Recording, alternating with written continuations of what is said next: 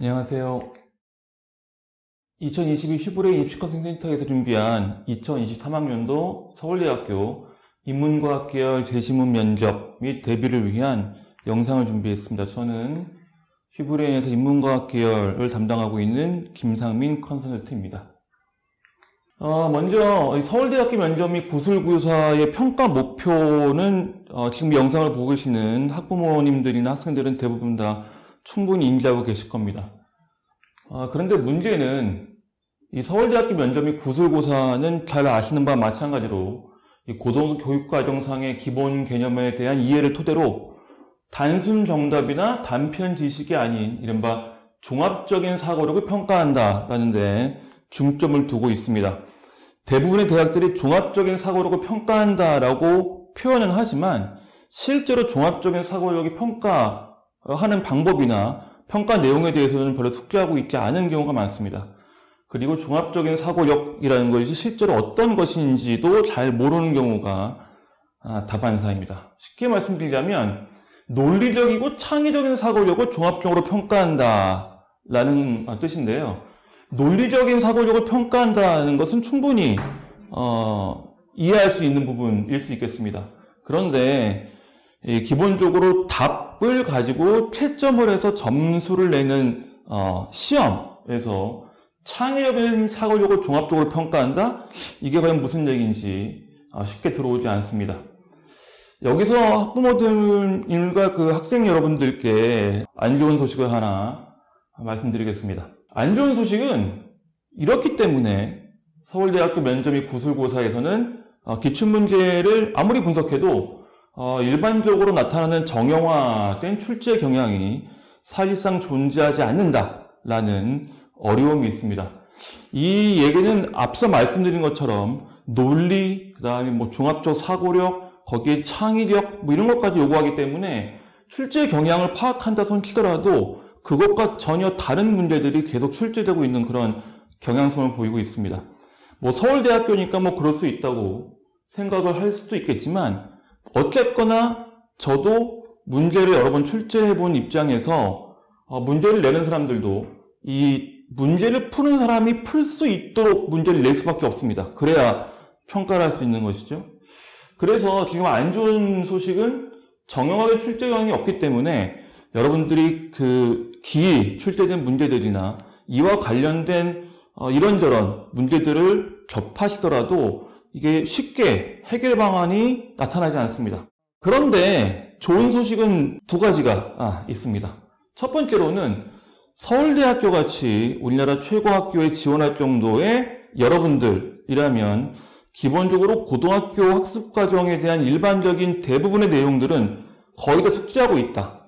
그런데 어떤 대학교든 간에 고등학교 수업 내용 범위 바깥으로 문제를 출제할 수도 없고 하지도 못하게 되어 있어요. 그래서 이 서울대학교를 지원할 정도의 여러분처럼 점수가 높고 그 다음에 많은 공부를 한 학생들이라면 분명히 문제를 해결할 수 있다는 걸 전제로 교수들도 문제를 출제합니다. 이럼에도 불구하고 정형화된 문제의 유형이 없기 때문에 문제를 볼 때마다 전부 다 다른 유형들이 계속 출제가 돼요. 그래서 이런 문제들을 잘 선별해서 어떤 문제들이 나에게 입시에 도움이 되는 문제들일까, 또 도움이 되는 평가를 받을 수 있을까를 해결해야 되겠죠. 여기서 좀 어려운 점이 계속 말씀드리지만 그렇다고 해서 정형화된 문제의 유형을 파악할 수 없기 때문에 문제를 계속 많이 풀어본다? 일종의 시간 낭비일 수도 있습니다. 지금 여러분들이 할 일이 너무 많기 때문이죠. 시간은 적고 해야 될 일은 많습니다. 그래서 두 번째 좋은 소식은 대한민국에 휘브레인 입시 컨설팅이 있다는 사실입니다. 그래서 여러분들께 도움이 될 수 있는 방법을 휘브레인 입시 컨설팅 센터에서는 오랫동안 개발을 하고 연구를 하고 회의를 통해서 여러분들에게 제공하자 노력을 해오고 있습니다. 그렇다면 여기서 서울대 문제를 하나 살펴보면서 도대체 어떤 방법으로 문제가 출제되고 이 문제를 어떻게 돌파할 수 있는지에 대한 예를 하나 들어보도록 할 텐데요. 이 촬영의 시간상 그리고 서울대학교에서 만든 기출문제의 저작권을 걸어놓고 있습니다. 그래서 문제 전체를 영상으로 공개해드릴 수는 없고요. 문제의 핵심만 말씀드리고 해결해 나갈 수 있는 방법을 간단하게 소개해드리도록 하겠습니다. 먼저 지나치게 방대한 범위, 조금 아까 제가 말씀드린 것처럼 정형에 대한 형식이 없기 때문에 문제를 지금 보시면 아마 보신 분들도 많이 계실 거예요. 지나치게 방대한 범위의 지식을 요구하고 있습니다. 인문과학에 대해서 지식이 난 충분하니 문제를 쉽게 해결할 수 있겠다. 이런 아니라는 생각을 가지시면 못 풉니다. 그리고 이 영상을 보신 여러분들의 대부분은 자존심이 상할지 모르겠지만 중졸이에요. 해결하지 못합니다.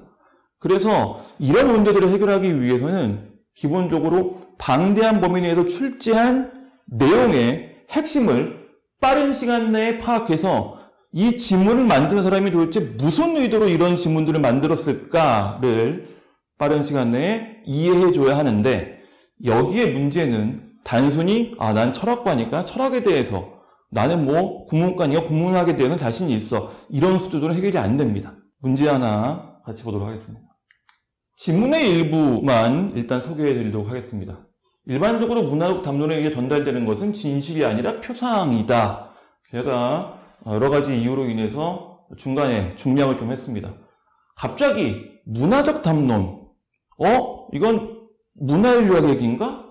진실이 아니라 표상이라고 합니다. 이건 철학인데? 그럼 심상을 얘기하는 것인가? 언어는 존재 자체를 그대로 전달하는 것이면 작성자에 의해서 재현되고 표상되는 것이다. 이것은 역사학에서 얘기하는 주관성과 객관성인가? 지문 하나 이렇게 읽다 보면 도대체가 무슨 얘기를 하고자 하는지 알 수 없어요. 근데 지금 이 지문은 사실상 여러분들이 보신 부분이 분명히 있습니다. 이것은 에드워드 사이드의 오리엔탈리즘을 연상시키도록 구성된 지문이에요. 따라서 에드워드 사이드의 오리엔탈리즘을 이해하고 계시다면 이 뒤에 나오는 동양에 관해 작성된 서술 가치와 유효성의 진실성, 이 반드시 동양 자체에 기반할 수 없다라는 것이 무슨 뜻인지 충분히 이해하실 수 있습니다.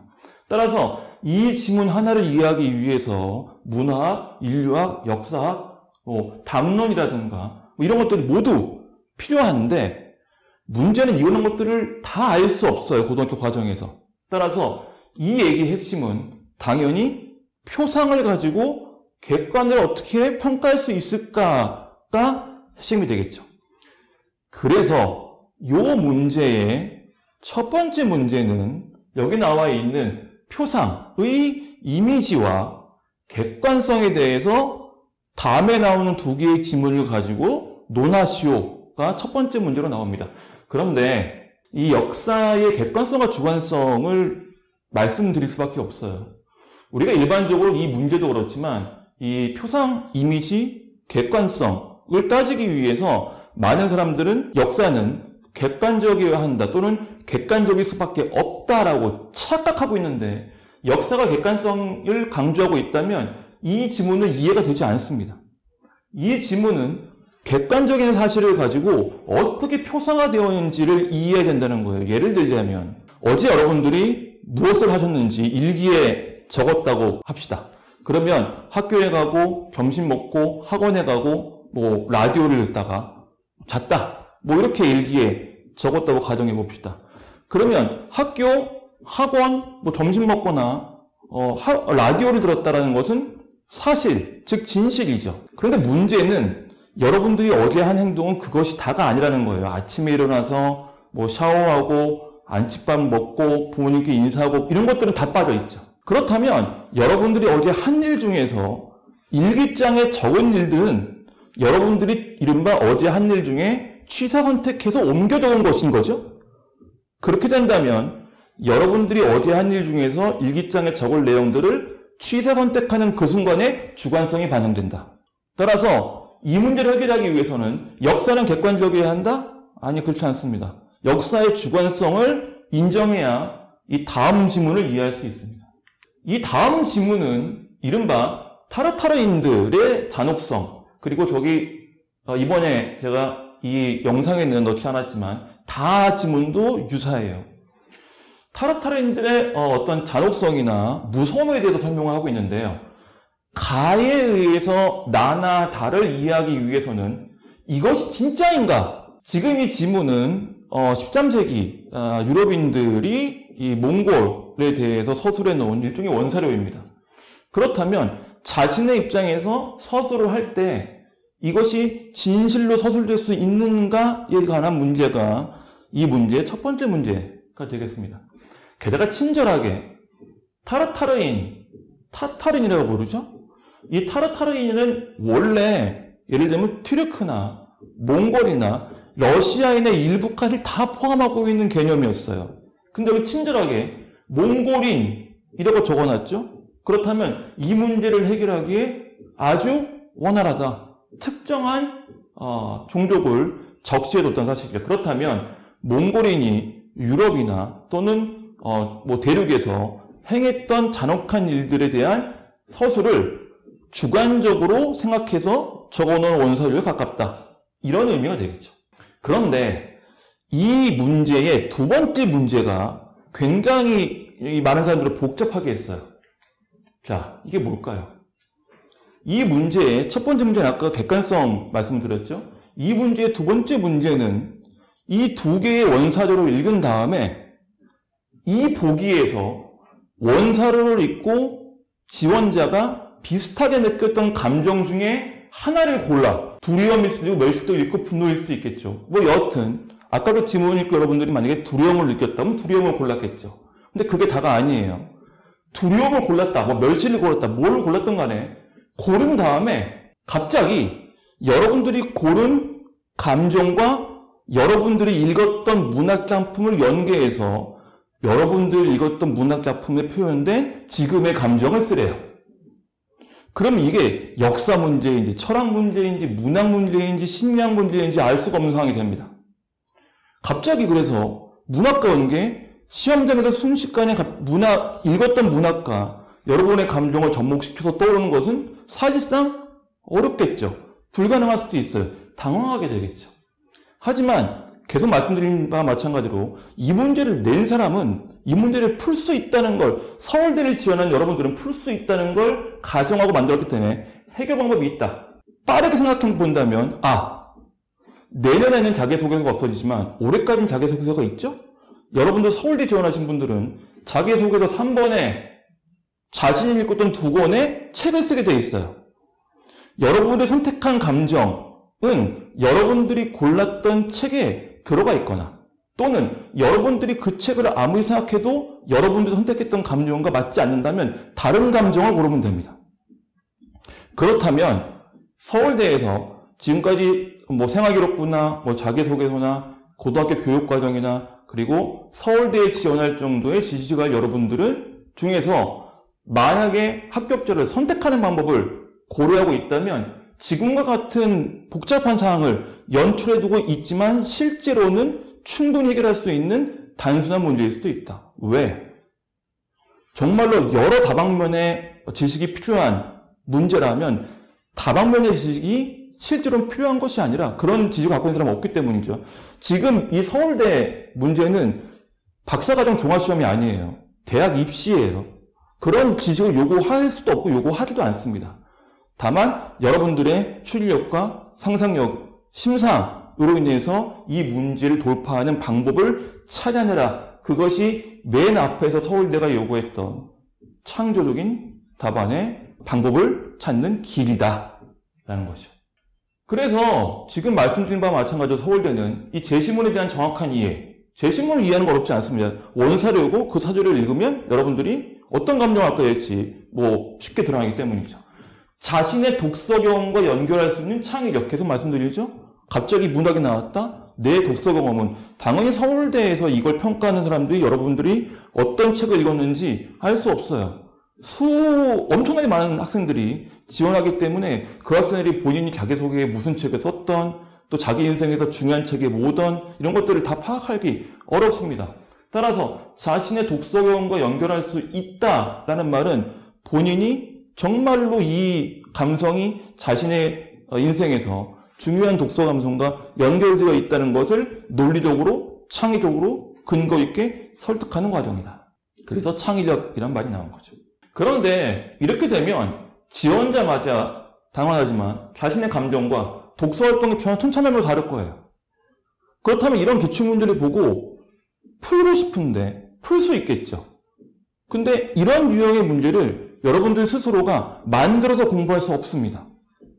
그리고 지원자마다 여기서 선택한 감정이 다를 거고 여러분들마다 했던 독서 활동이 다르기 때문에 문제 푸는 범위가 방대해져요. 이 방대한 기출문제를 이해하기 위해서는 방대한 범위를 좁힐 필요가 있는 거죠. 또는 이와 비슷한 유형의 문제를 접해보거나 앞으로 어떤 유형의 문제가 나올지 예측할 수 있는 사람들의 도움이 필요하다. 근데 그 도움이 여러분들 주위에 있다면 문제가 되지 않아요. 하지만 일반적으로 그러긴 어렵습니다. 그래서 휴브레인 입시 컨설팅에서는 각 분야의 전공 전문가 컨설턴트 선생님께서 여러분들을 맞춤형으로 지도해드리고 있고 여러분들 전공에 따라서 여러분 풀고 싶은 유형의 문제에 따라서 또는 여러분들이 알고 싶은 지식에 대해서 친절히 정확하고 명확하게 답변을 해드리고 있습니다.